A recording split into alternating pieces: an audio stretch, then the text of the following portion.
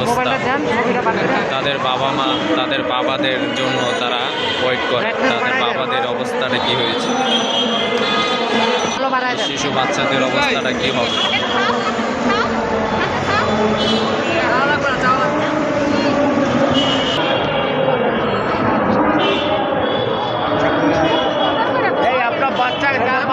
বাচ্চাদের অবস্থাটা কি অবস্থা হবে, সারাটা জীবন তাদের বাবাদেরকে ছাড়া থাকতে হবে।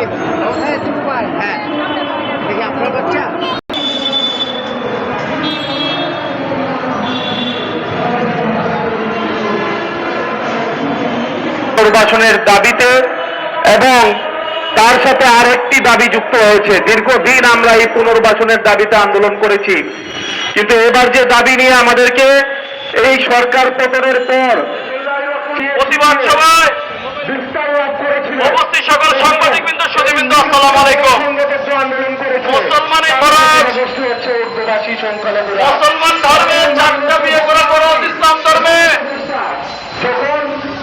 ভারত যদি বাংলাদেশকে 1 ইঞ্চি জমি দখল করার চেষ্টা করে, ওই 7 বন ছিন্ন বিচ্ছিন্ন হয়ে যাবে, ওই 7 বন বাংলাদেশের হয়ে যাবে। খবরদার, ওই শুভেন্দু অধিকারীর উদ্দেশ্যে বলছি, এই দেশ মাতৃকা রক্ষা করার জন্য এই জাতি রক্ত দিয়েছে, এই জাতি ইতিহাস তৈরি করতে জানে। তোমরা যদি বাংলাদেশকে পরাজিত করার চেষ্টা করো, তোমরা ইতিহাস পড়ো সেই নমরুদের, তোমরা ইতিহাস পড়ো সেই ফেরাউনের। সাবধান হয়ে গিয়েছে, এদেশের জনগণের রক্ত দিয়ে স্বাধীনতা কিনতে জানে। এদেশের দেশপ্রেমিক জনগণ কখনো কোন দেশের আগ্রাসী মনোভাব মানবে না, হোক সেটা ভারতীয়, হোক সেটা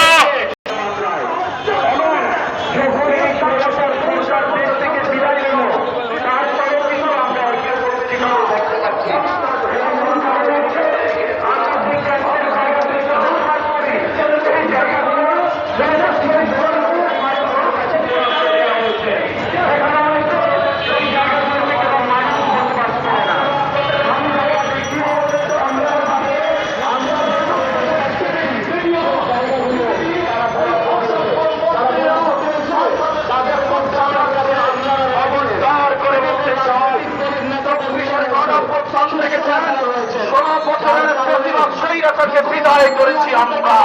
কিভাবে বিদায় করেছি সেই স্বৈরাচার আপনারা হয়ে গিয়েছেন। পৃথিবীর বুকে এইরকম স্বৈরাচার জন্ম নেয়নি। ইতিহাস দেখুন, সেই ফরাসি বিপ্লব দেখুন, রুশ বিপ্লব দেখুন, সেই বাসারের পতন দেখুন, সেই গাদ্দাফির পতন দেখুন।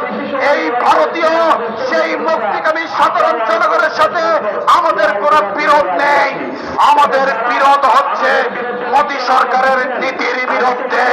অতএব ভারতের জনগণের উদ্দেশ্যে বলছি, এই পৃথিবীর এই অগণতান্ত্রিক সরকারকে এখনই থামান, তাহলে আপনাদের সেই ভারতীয় রাষ্ট্র অখণ্ড থাকবে না। সেই সামন্তবাদীনতা, সেই মুক্তিকামী বাংলার স্বাধীনতার অভিসংবাদিত নেতা মৌলানা আব্দুল হামিদ খান যেই বক্তব্য দিয়েছিলেন, আসাম আমার, উড়িষ্যা আমার, আমরা সেইটা তাহলে ইনশাআল্লাহ ফিরিয়ে আনবো, ফিরিয়ে আনবো। কারণ সেই সেই আসনে আমাদের 90,000 ভোট রয়েছে। এই 90,000 ভোট দিয়ে আমরা একজন এমপি নির্বাচিত করতে পারবো। হুঁশিয়ারি করে দিতে চাই, এই সমস্যাগুলোর সমাধান আপনাদেরকে করতে হবে। অন্যায়ভাবে আমাদের বিরুদ্ধে যারা মামলা করেছে তাদের বিরুদ্ধে ব্যবস্থা নিতে হবে। যদি ব্যবস্থা না নেন তাহলে ভোট চাওয়া তো দূরের কথা, ভোট চাওয়ার জন্য আমাদের দিতে পারবেন না। আপনারা